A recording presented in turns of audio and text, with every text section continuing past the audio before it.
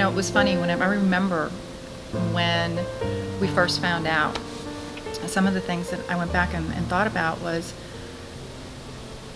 I remember telling the boys that I had cancer, and I had called my husband at work. Just thought about that the other day, that I called him at work and said, I have cancer.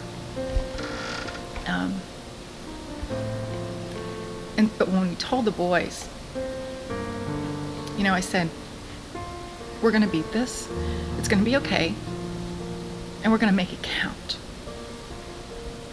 And that was pretty much what I had to do the whole time, was I had to make my diagnosis count for something. And so whenever I came in and we found out that it was triple negative, at the time I didn't know what that meant. I heard the doctor say to me, your cancer responds very well to chemo when it's going to work. I heard, your cancer responds well to chemo. That's all I heard. And that's what we went with.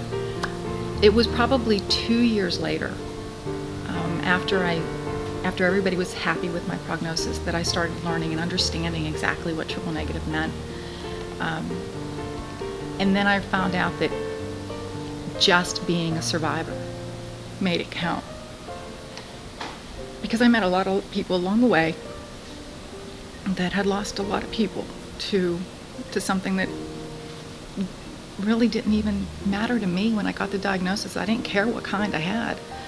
And it was after that it mattered. And in a strange way, it's been a comfort knowing that I can share my experience. I can be a ray of hope. My treatment, I was so lifted and had so many people praying for me.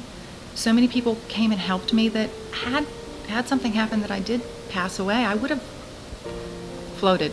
I would have been in a good place. But you don't really realize the impact until people start looking at you and talking, and they want to hear your story. And I'm a good story to tell because I didn't have very many problems with chemo. If you talk to me, it's not a scary situation. It's a good situation. And then it's a really good situation for those that are impacted with triple negative.